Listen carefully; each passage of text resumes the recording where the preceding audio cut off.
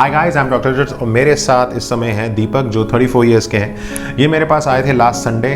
रात को फ़ोन आया था, इनका दांत में पेन था और आई थिंक 11 बजे या 11:30 बजे हमने आपको ऑपरेट किया था। तो काफ़ी सीवियर पेन में थे और मैं हमेशा बोलता हूँ पेशेंट्स को कि भाई पेन की वेट क्यों करने का है, जब आप अपने दांतों को वैसे ही स्कैन और नॉर्मल फॉलोअप कराएंगे, चेकअप कराएंगे तो आपको फिर इमरजेंसी डेंटिस्ट्री की ज़रूरत नहीं पड़ेगी। तो थैंकफुली हमने इनका केस ऑपरेट किया और नाउ ही इज़ रिलीव्ड। इनको कुछ माइग्रेन की भी इशू था तो अब वो माइग्रेन भी ठीक है। तो जानना चाहूँगा दीपक जी से। यस दीपक, जब पहले दिन आए थे एक तो पेन भी था और प्लस यू हैड सेड कि मुझे माइग्रेन रहता है बहुत टाइम। बिल्कुल। तो वो थोड़ा सा बताना चाहेंगे। सर मुझे this is for my patients.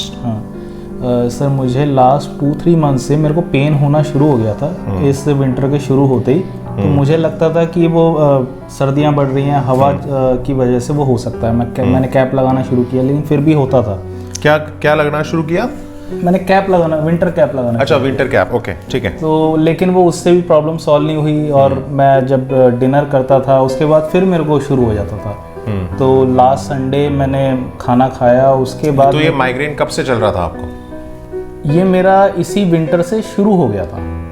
इस विंटर से शुरू हो गया था और लास्ट संडे जब खाना खा के तकरीबन 1 घंटे बाद इतना दर्द हुआ कि मैं बर्दाश्त नहीं कर पा रहा था। मैंने pain killer called me at night, phone आया था आपका? हाँ जी, मैं अराउंड 10:30 के आसपास फ़ोन किया होगा। मैं शायद 11 बजे यहाँ पहुँचा था और मैं ऑलरेडी एक सेरेडॉन और एक पेन किलर मैं ले चुका था। वो कैसे ली थी? मतलब घर पे ली थी। हाँ, घर पे थी तो वो पेन किलर मैंने ली लेकिन उसके बाद भी मेरे को आराम नहीं पड़ा।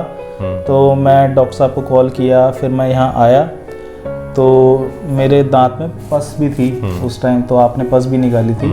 और नेक्स्ट डे डॉक्टर साहब ने बोला कि एक्सट्रैक्शन करना पड़ेगा क्योंकि मेरा दांत टेढ़ा है और वो मेरे दूसरे दांत को भी बिगाड़ सकता है और वो मतलब मेरी नस को भी दबा रहा है। पूरा जो हॉरिजॉन्टल इम्पैक्टेड दांत था। हाँ जी। तो नेक्स्ट डे डॉक्टर साहब ने, तो जब मेरे पास रात को आए थे, जब हमने फर्स्ट ऑपरेट किया था उसके बाद आपको पेन नहीं हुआ? कई बार पेशेंट ऐसे भी होते हैं कि कई बार जैसे अगले दिन पेन खत्म हो जाता है तो वो कहते हैं चल यार पेन चला गया तो अब बाद में करा।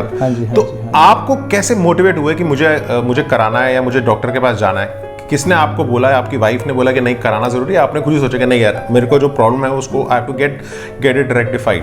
नहीं डॉक्टर साहब, मैंने आपकी एक वीडियो देखी थी जिसमें आपने बताया था, शॉर्ट वीडियो थी, कि ये जो सारा एरिया आपका जॉ होता है ये एंजाइटी, माइग्रेन सबसे लिंक होता है। यस। तो मुझे कुछ फील हुआ कि चलो अच्छा है कि वीडियोस बनाने से पेशेंट कहीं ना कहीं उनको एक जागरूकता और वो एजुकेट हो रहे हैं और उसके बाद कोई ना कोई सबक ज़रूर। और तो हमें लगता है हमारा काम कहीं ना कहीं हम एजुकेशन में कहीं ना कहीं कामयाब है पेशेंट्स को बताने के लिए और आई थिंक वो अच्छा लगता है। हाँ जी। खराब दांत में भी आपकी मेंटल हेल्थ को भी खराब कर सकता है क्योंकि अगर आपको माइग्रेन रहेगा, एंजाइटी रहेगी, कुछ पॉइंट कॉन्सेंट्रेट ही नहीं कर पाएंगे आप काम में। बिल्कुल, आपकी वर्क एफिशिएंसी खत्म हो जाएगी। तो उस वजह से मेरे अंदर आया कि मेरे को इस दांत को निकालना है और मतलब मैं निकलवा लिया। और उसके नेक्स्ट डे मैंने कोई पेन किलर नहीं खाई। डॉक्टर साहब ने बोला कि 1 हफ्ते पेन किलर खाएंगे। I was very happy. मैंने कोई पेन किलर नहीं खाई, मेरे को जरूरत नहीं पड़ी। हॉरिजॉन्टल इम्पैक्शन के बाद अगर पेशेंट कोई भी पेन किलर ना खाए तो आपको लगता है कि आपने अपना काम बहुत अच्छा किया और दिल से बहुत खुशी होती है जब पेशेंट एकदम पेन रिलीफ हो जाता है और पेशेंट को फिर पेन एनाल्जेसिक लेने की ज़रूरत नहीं है। तो कहीं ना कहीं हमें बहुत अच्छा लगता है जब हम ऐसे जब फीडबैक मिलते हैं ना, तो लगता है कि जीवन सफल हो गया। थैंक यू डॉक्टर साहब। मैं बहुत लकी हूँ कि मैं आपके पास आया। अरे भाई नहीं, मतलब likewise I feel the same way.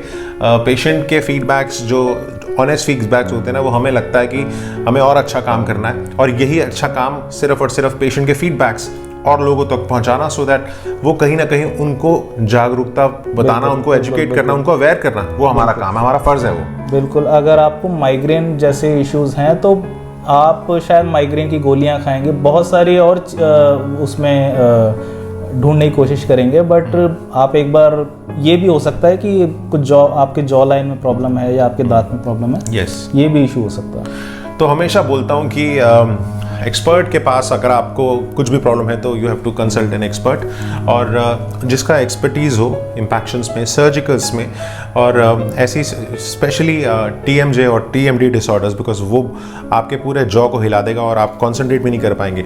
तो दीपक जी जो जिनको माइग्रेन था, now after the tooth removal he is relieved and he is happy after his treatment। तो हम just to make you aware कि क्या होता है और पेशेंट कैसा फील करते हैं। तो अभी ठीक लग रहा है? बिल्कुल फाइन, ग्रेट, परफेक्ट। तो जब आए थे ना तो आई वाज थिंकिंग यार अब दीपक स्माइल कर रहा है, he was able to smile.